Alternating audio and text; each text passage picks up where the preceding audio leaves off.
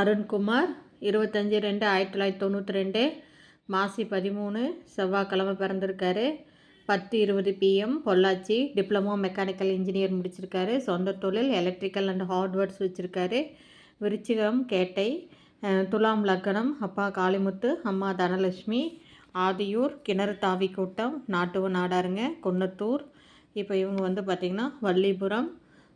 தம்பி இப்படி தான் இருக்கா. அப்படி இது பார்த்திங்கன்னா பரிகார செவ்வாயும் பொருந்தும், சுத்த ஜாதகம் பொருந்தும். பதிவு எண் பார்த்திங்கன்னா 229.